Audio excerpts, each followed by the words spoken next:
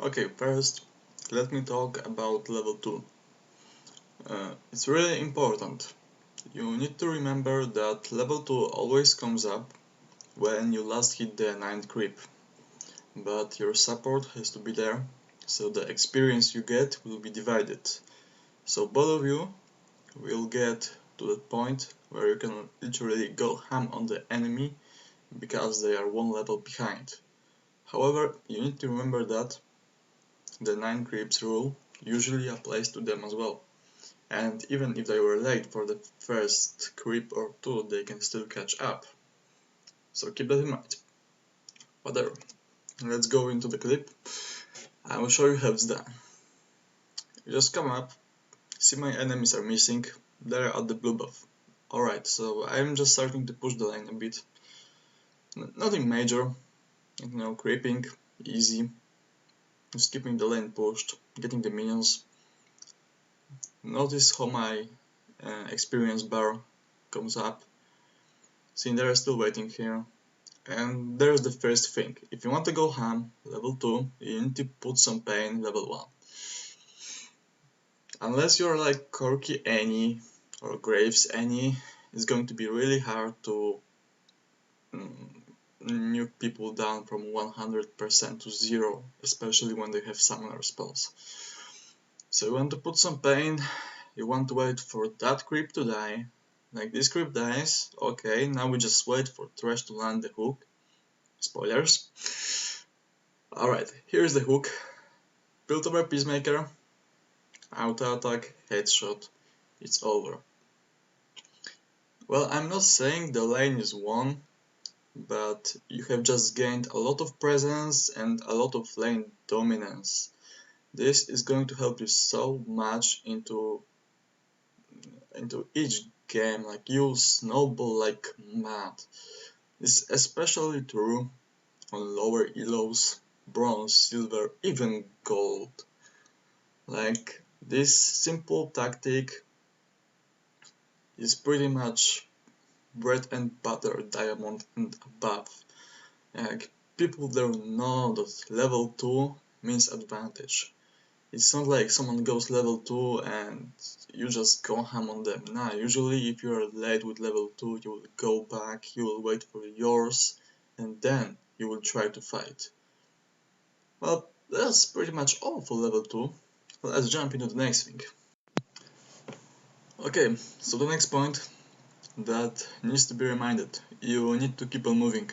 Never go into a stasis like just standing there and waiting for the creep to die is retarded. It's stupid. Just don't do it.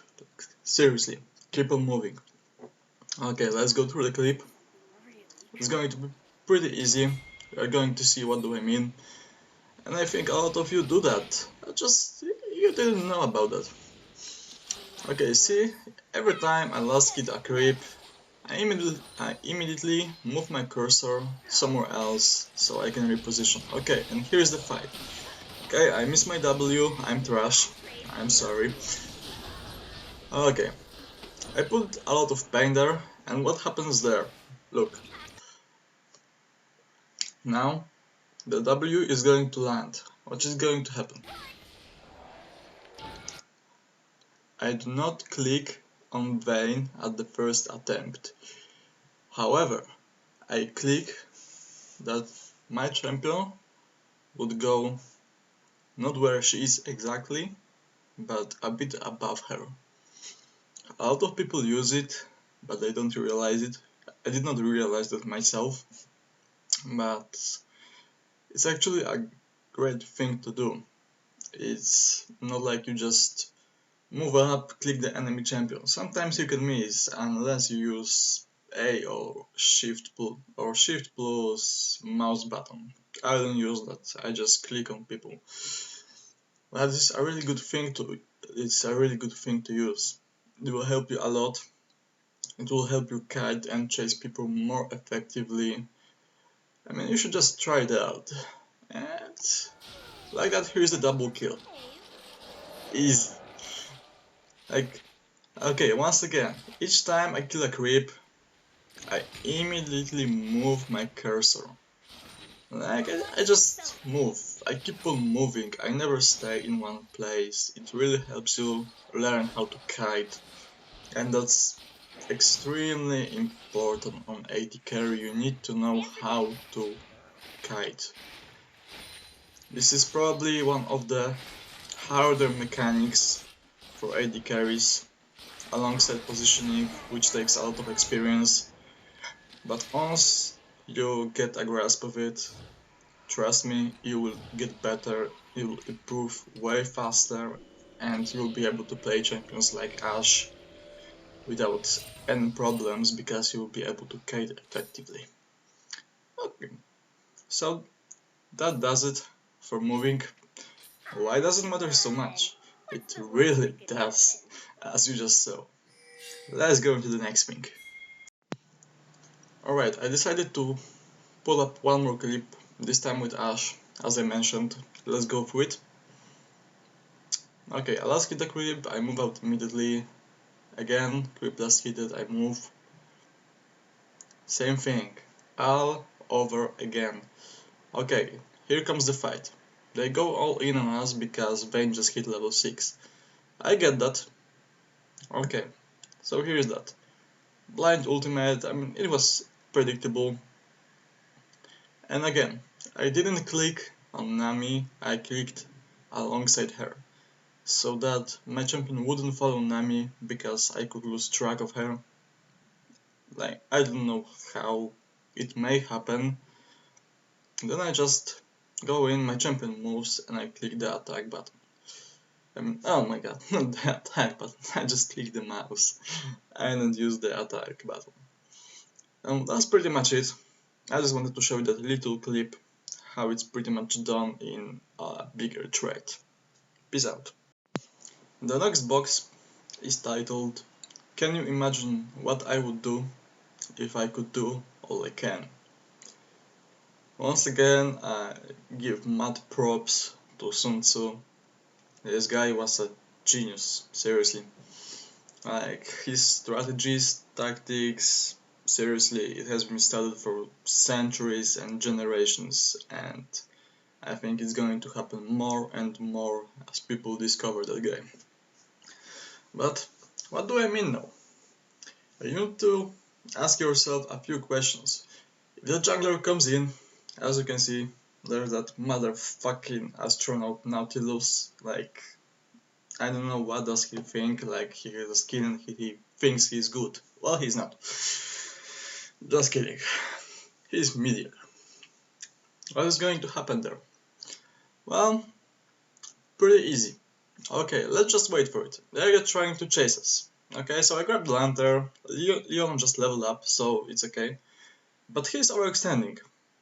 I think he thinks he can kill me. Well, he can put some damage, but look at that. He overextends, and we do all we can, all that was in our power, to kill him. Pretty much, that's the long story short. You always need to remember that your opponent can use everything at their disposal and outplay you. It's not like you are God, you are not Faker, you are not Malife. Although Malife is Jesus. Jesus, whatever. Keep that in mind. You can outplay people, you can take everything from them, but one mistake, after that, you get a bit cocky, like I just did there, and you die like a retard. However, your team gets a double kill after that, so I think it was fine. It was all planned. Like, perfect bait. Ah, too bad. The short message is that you always have to keep that in mind. You can do a lot. You just need to use your skills effectively, you need to bait the enemy, and you need to outsmart them. This game is all about the mind. Alright, let's jump into the reading part. So the first thing you want to notice is that little purple minion right there, that nice guy. Okay, last hitting is the most important thing in the laning phase. I totally agree. A lot of people will agree with me on that. However, what if there is a chance to trade some damage? Is it worth to sacrifice a creep or two? Well, yeah, sometimes. As I said, your priority is to last hit first, then poke or hit back. Unless you can get free damage, meaning you take nothing in return. Pay attention to HP bars of minions. If an enemy comes by to last hit, move up to him, her, and serve at least one auto attack into their face. I believe there were a few moments like that in the previous clips, so there is no point in putting that again. And it's pretty easy to imagine how it looks, right? Alright, let's just jump into the next thing. Alright, right now we shall go through 5 golden rules for any elo. Number 1. Bashes remove minion aggro. Some of you may know that, some may not, which I find pretty strange because it's bread and butter if you even want to hit gold. But it's pretty easy. Poke nearby the minions and hind right back. You will avoid some damage. That's pretty easy. Timing summoner spells. Easy, but I don't see a lot of people doing it. Maybe you do that in your head, and that's fine if you remember all the information. It's totally cool. But I encourage you to post them in chat. It helps your team. The cooldown on flash is 5 minutes, so it's really easy. You just add 5 minutes to the time when the guy flashed. The other spells are 3.5 minutes. Pretty easy, right? Okay, let's go to those two nice sides, LoL Nexus and Kassadin. They help you ADM a lot. And why? Well, this is pretty easy. You can check the runes, the masteries. I think LoL Nexus also provides the statistics for each champion, so you can see if the guy is just trying out the champion or if he has 1000 games on Evelyn. Like, there is such a guy on EU West. This guy is amazing, seriously. If you ever find him, mad props. There is nothing more to add to those sites. I simply wish for you to use them because they will help, not in a direct way. They won't make you diamond instantly, but they may or may not give you some information that actually might help you in your laning phase. That's pretty much this from that part. And in the end, let me talk about Season 3. It was pretty damn amazing. We had amazing finals, an awesome year, like a lot of happened. So many changes, new champions, a lot of things have changed, the game got so much better. And with the game improving, so did the player base. I think a lot of players improved, not only gameplay wise, but I have seen a lot of changes in their behaviors. People got a bit nicer, but only a little. There are still some toxic motherfuckers out there, but I think it will never end. Like, such people will exist whether we like it or not.